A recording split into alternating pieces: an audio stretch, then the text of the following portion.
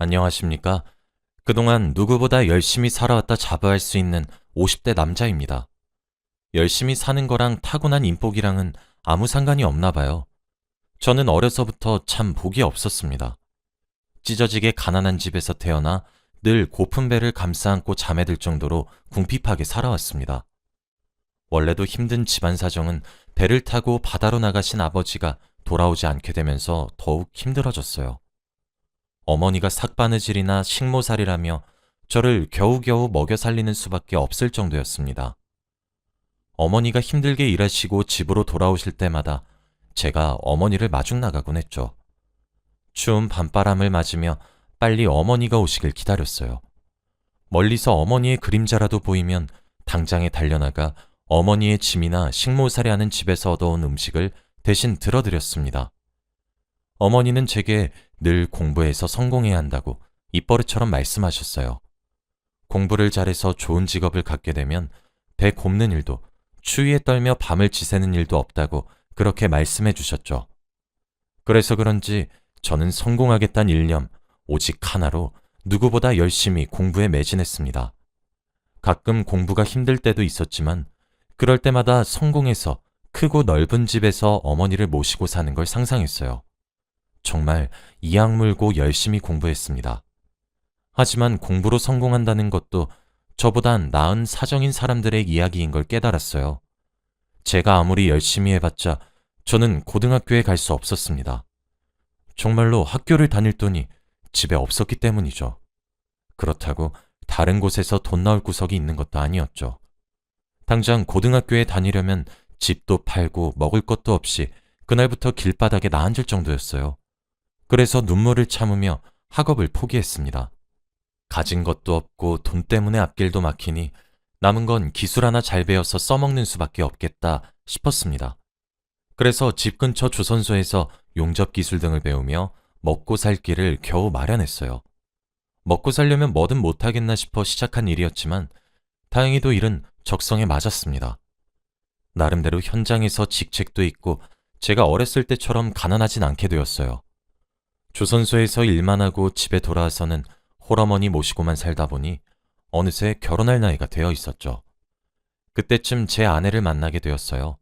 정확히는 첫 번째 아내인 거죠. 아내와는 시장에서 처음 만났습니다. 장이 열릴 때마다 찾아오던 떠돌이 극단의 배우였어요. 저희 동네는 장이 열리면 그때까지만 해도 유랑극단이 몰려들고 그랬거든요. 제가 어느 날 아내의 공연을 보고 한눈에 반해 그 뒤로 졸졸 따라다녔어요. 처음엔 아내도 웬 무섭게 생긴 남자가 자기한테 반해 쫓아다니니 싫어하다가도 나중에 가서는 변하지 않는 제 마음을 받아주더군요. 그렇게 태어나서 처음으로 누군가와 연애라는 걸 시작했습니다. 아내는 참 해맑고 천진난만한 어린아이 같은 성격이었어요. 과묵하고 무뚝뚝한 저와는 달리 그런 밝은 성격을 가진 아내를 정말 사랑했습니다. 그래서 어머니의 반대를 무릅쓰고서라도 결혼을 했죠. 어머니는 아내를 처음부터 마음에 들어 하지 않으셨어요. 어디 길에서 굴러먹다 온 천한 계집애가 귀한 아들을 가로채냐며 우는 소리를 하셨죠. 그러면서 결혼 후에는 아내더러 집안에 남자가 없고 지원해줄 돈이 없어 지금 이런 신세일 뿐 사실은 자기 아들이 곧이라도 쳐서 저기 어디 높은 사람도 될 수 있는 몸이라고 하며 아내가 저를 극진히 모시길 바라는 눈치였습니다. 저는 아무리 제 어머니라지만 이해가 가질 않았어요.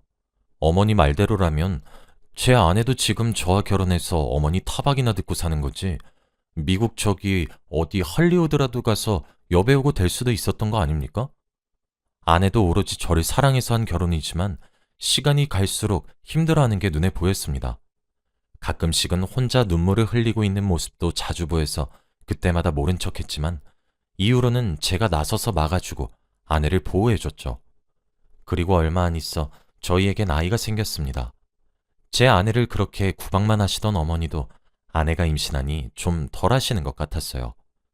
그리고 시간이 흘러 아내는 예쁜 딸을 낳았습니다. 그런데 임신했을 때는 가만히 계시던 어머니가 아내가 딸을 낳은 걸 알고 그 후로는 더 심하게 아내를 괴롭히는 겁니다. 어디서 뭐 하는 앤지도 모른 애를 받아줬으면 3대 독자나 안겨줘야 할 거 아니야? 하면서 역정을 내시는데 아내도 아이를 낳고 후유증이 심한 상태에서 어머니로부터 스트레스까지 받으니 아무리 건강한 사람이라도 병에 걸릴 수밖에 없겠더군요. 아내는 딸을 낳은 이후부터 시름시름 앓기 시작했습니다. 그럼 어머니는 그 모습을 보고 또 한마디씩 얹으셨죠. 며느리로 왔으면 시어머니 수발 들고 아들이나 낳아야지. 저렇게 비실비실해서는 어디에다 써먹겠냐? 아주 아픈 게 유세다, 유세. 어디 허리 아픈 시어머니랑 하루 종일 일하고 온 남편한테 간병을 시켜? 어머니의 구박은 날이 다르게 심해졌어요. 아내의 병세도 나을 기미를 보이지 않았습니다. 어머니는 아내가 낳은 딸도 탐탁치 않아 하셨어요. 아직 갓난아기나 다름없는 딸이 울어도 무시하고 이게 다 저기 근본 없는 며느리를 닮아 그렇다고 욕하셨습니다. 아내가 제 딸을 향해 도를 넘는 독설을 하실 때마다 제가 정색하며 하지 말라고 말했지만 제 앞에서만 알겠다고 하시고 제가 없을 땐 여전하셨어요. 결국 아내는 구박과 스트레스를 견디지 못하고 세상을 떠나버렸습니다. 마지막에 갈 때 제가 울고 있으니 제 손을 잡고 말하더군요. 그냥 편안하게 자길 보내달라고요. 그리고 딸을 혼자 맡기게 되어 미안하다고 말했습니다. 그게 아내와의 마지막 대화였어요. 아내가 한 말을 듣고 그동안 어머니께 구박당해온 아내에게는 어쩌면 죽음이 더 편안한 걸지도 모르겠다. 잠시 이런 생각도 했어요. 저 때문에 시집와서 죽기 전까지 고생한 아내에게 정말 너무 미안했습니다. 엄마 없이 홀로 남겨진 딸에게도 미안했고 동시에 어떻게 키워낼지 막막하더군요. 어머니는 그런 와중에도 이참에 새장가나 들라고 하더라고요. 그런 어머니가 지긋지긋해서라도 또 먼저 간 아내에게 미안해서라도 저는 재혼을 하지 않겠다 결심했습니다. 제가 만약 결혼을 또 하게 되면 어머니께 구박당하고 살 그 여잔 무슨 죄인가요? 차라리 혼자 딸이나 반듯하게 키우자 싶었습니다. 죽은 아내도 하늘에서 그걸 바라고 있을 거라고 생각했어요. 어머니는 제 딸이 조금 크고 말을 알아먹을 나이가 됐을 때부터 죽은 아내 대신인지 또 구박을 하기 시작했어요. 딸 때문에 제가 새 장가를 못 가는 거라며 너희 엄마는 살아서도 죽어서도 자기 아들 앞길을 막는다고 어린아이가 듣기에는 충격적일 말도 아무렇지 않게 해댔습니다. 그래서 그런지 딸은 할머니를 무서워하며 소심한 성격으로 자라났어요. 자라면서 계속 구박을 듣고 자란 딸은 결국 자기 할머니, 그러니까 제 어머니가 노안으로 돌아가셨을 때도 눈물 한 방울 흘리지 않더라고요. 그 어린아이가 장례식에서도 슬퍼 보이는 표정보다 그저 체념한 표정으로 가만히 자리를 지키기만 하더군요. 일이 바쁘단 핑계로 어머니가 딸을 구박하는 걸 알면서도 혼자 내버려두고 딸에게 신경을 써주지 못한 게 미안했습니다. 딸의 어른스러운 성격이 어쩌면 방치해둔 제 탓인 것만 같아 딸에게도 하늘에 있는 아내에게도 많이 미안했어요. 시간이 흘러 딸이 중학교에 다닐 무렵 저는 한 여성분을 만나게 되었어요. 그 당시 저는 제철소에서 계속 일해오며 꽤 많은 돈을 벌고 있었고 주로 기업에서 제철소의 외주를 맡기다 보니 제철소장으로 직책이 더 올라가면서부터 나름 기업에서 한자리 한다 싶은 사람들이랑 어울릴 기회가 자주 생겼습니다. 그 여성분도 그런 과정 속에서 만나게 되었어요. 그분은 나름대로 규모 있는 회사의 경영자였던 남편을 일찍 떠나보내고 죽은 남편 사이에 하나 있는 아들을 홀로 키우는 과부였어요. 전에는 알 사람들은 알 정도로 이름도 날리던 배우였다 들었습니다. 그래서 그런지 죽은 아내 생각이 새록새록 나더라고요. 그 여성분이 제가 유독 친하게 지내는 사람의 형수였던지라 나름대로 자주 교류를 해오며 지내다 보니 눈이 맞고 말았습니다. 비밀스럽게 사이를 유지해오다 더 이상은 숨기기도 힘들고 그분이 재혼 얘기를 지속적으로 꺼내왔기 때문에 저희는 결국 재혼하게 되었습니다. 딸을 챙겨줄 수 있는 새엄마가 생기니 딸에게도 나쁘지 않을 것 같았어요. 새아내가 아들을 데리고 집으로 들어오면서 저는 아들이 하나 더 생긴 셈이었고요. 가끔씩 죽은 아내 생각이 날 때도 있었지만 저 혼자서 미련하게 사는 것보다는 딸은 어차피 죽은 친엄마의 얼굴을 기억도 하지 못할 텐데 그럴 바에 차라리 딸에게 새어머니를 만들어주고 지금부터라도 따뜻한 가족의 정을 선물해주는 게 낫겠다 생각했습니다. 재혼 후 집에 들어갈 때마다 따뜻한 온기가 있고 맛있는 저녁밥 냄새가 나니 절로 기분이 좋아지더라고요. 매일 재혼하길 참 잘했다 생각했습니다. 재혼한 새 아내가 아이들을 도맡아 교육시키니 저는 문제없이 제철소 일에만 집중할 수 있어 덕분에 월급도 늘어나고 늘어난 월급으로 가족들 선물도 사며 누가 봐도 행복한 가족의 모습을 만들어 오고 있었습니다. 재혼한 이후로 딸의 성적도 오르고 딸도 더 의젓해진 것 같아 마음이 놓였습니다. 계모라 걱정했는데 새아내가 딸의 새엄마 노릇을 잘하는 것 같아 보였죠. 딸은 뭐 맛있는 거나 선물 받은 게 생기면 꼭 남동생한테 양보했어요. 그리고 사춘기 시절을 반항적으로 보낼 법도 한데 저랑 새아내랑 남동생이 거실에 나와 TV 보며 떠들고 있으면 조용히 방문 닫고 자기 방 안에서 공부에 전념하는 것 같았습니다. 그래서 아들이 모르는 게 있으면 꼭 딸한테 가서 물어봤었죠. 예전에 제가 어릴 적 집안에 돈이 없어 공부를 포기했던 때가 떠올라 학업에 열중하는 딸의 모습이 더욱 기특했습니다. 그래서 무슨 일이 있어도 딸이 하는 공부를 지원해 주려고 노력했어요. 어느 날 고등학생인 딸에게 나중에 커서 뭐가 하고 싶냐고 혹시 세워놓은 계획은 있냐고 물으니 딸은 대학에 진학할 생각이 없다 말하더라고요. 좀 충격받았어요. 저처럼 집에 돈이 없는 것도 아니고 그렇다고 성적이 안 좋은 것도 아닌데 왜 대학을 안 가려는 건지 도무지 그 이유를 알 수 없었습니다. 게다가 딸은 대학에 안 가는 대신 집에 나가서 독립해서 살고 싶다는 겁니다. 아니, 부모님 멀쩡하고 대학을 어디 멀리 가는 것도 아닌데 여자애가 걱정되게 왜 독립을 하려 하는지 그걸 두고 또 한바탕 실랑이가 오고 갔어요. 딸과 말싸움을 하고 기분이 저조해서 안방에 들어가 있으니까 새아내가 와서 말하더라고요. 우리 큰딸 그동안 잘 자랐고 처음으로 독립하고 싶다는데 그 말 한번 들어주자면서요. 아내 말을 듣고 보니 내가 너무 심했나 하는 생각에 결국 못 이기는 척 딸을 독립시켜줬습니다. 딸이 독립하고 어딘지 모르게 쓸쓸하더군요. 새아내와 아들에겐 미안한 소리지만 그래도 친딸이니 더 마음이 가는 건 어쩔 수 없구나 생각했습니다. 그 때문이었을까요? 몸 상태가 점점 안 좋아지는 겁니다. 처음엔 가벼운 감기인 줄로만 알았는데 갈수록 기력이 닳고 잠을 푹 자도 피곤하더군요. 그러다 보니 살도 빠지고 전처럼 제철소에 나가 일을 정상적으로 하기란 힘들었습니다. 저를 돌본다고 아내가 매 끼니마다 죽을 해오거나 어디 용하단 한의원에 가서 보약도 지어오곤 했지만 시간이 지날수록 나아지기는커녕 더 아프더군요. 병원에 가보아도 의사들은 다 이유를 모르겠다고 하더군요. 혹시 죽은 아내가 하늘에서 저주라도 내리는 건가 싶었습니다. 자기는 구박받고 요절해버렸는데 저는 번듯하게 성공해서 재혼까지 하니 괘씸하게 보였을 수도 있을 것 같았어요. 새아내에게도 미안하더군요. 전 남편도 사별로 떠나보냈는데 이제 저까지 이렇게 되면 자긴 어떻게 사냐면서 저를 붙잡고 하염없이 우는데 제 가슴도 찢어지는 것 같았습니다. 제가 아픈 걸 알고 딸도 자주 집에 들러 제 얼굴을 보고 갔어요.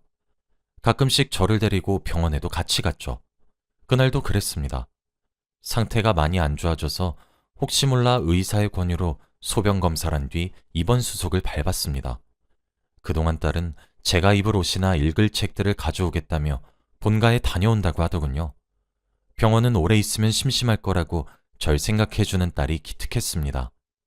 병실 침대에 누워 딸을 기다리는 도중 의사분이 소변 검사 결과가 나왔다며 저를 찾아오셨는데 의사 선생님 표정이 뭔가 이상한 겁니다.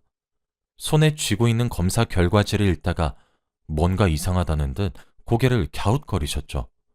그 모습을 보고 불안해진 제가 선생님, 결과가 많이 안 좋게 나왔나요? 하고 물으니 의사 선생님께서 말씀하셨습니다.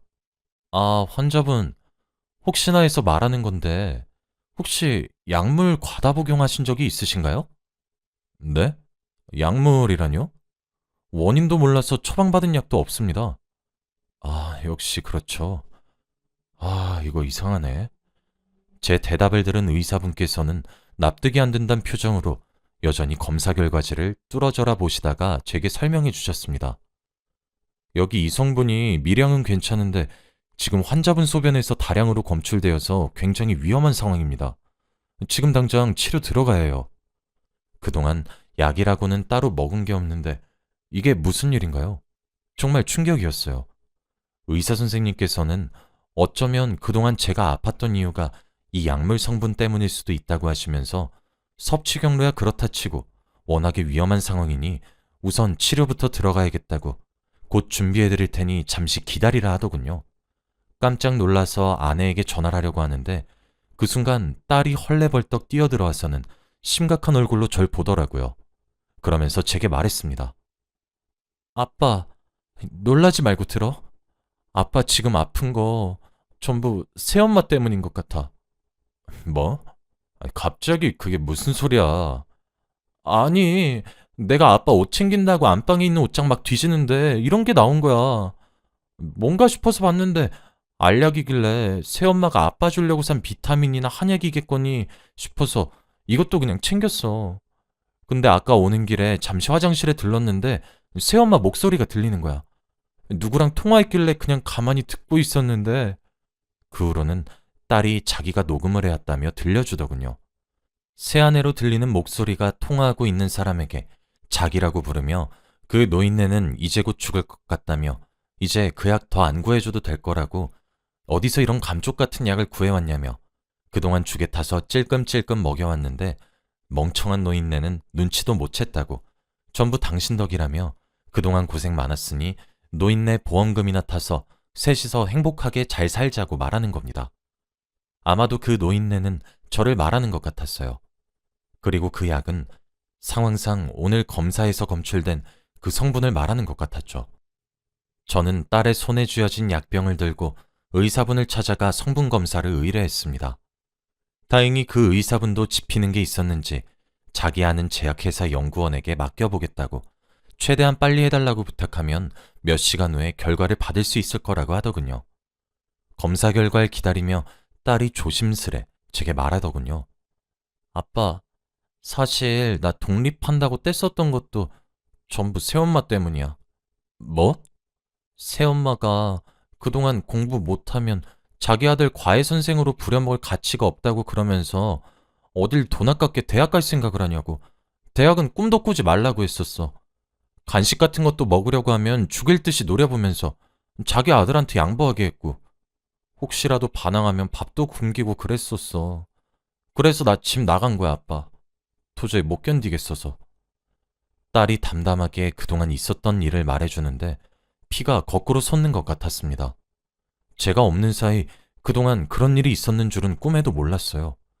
어쩌다가 저희 부녀가 그런 악랄한 사람 때문에 찢어져야 했던 건지 눈물이 울컥 차올랐습니다. 잠시 후 의사 선생님이 알려주셨어요. 제 소변에서 나온 성분과 정체 모를 약병에 들어있던 알약의 성분이 완전히 일치한다고 나왔습니다. 예상은 했지만 이렇게 확인 사살 받으니 더 충격적이었습니다.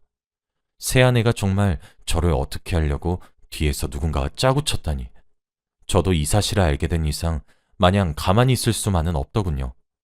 딸이 가지고 있는 증거들을 경찰에 제출하고 새아내를 신고했습니다.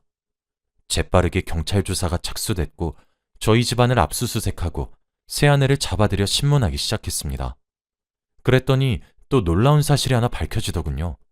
새아내가 전 남편 사이에서 얻은 아들, 그러니까 제 양아들의 친부는 바로 저랑 새아내를 연결시켜준 장본인인 새아내의 도련님이었던 겁니다.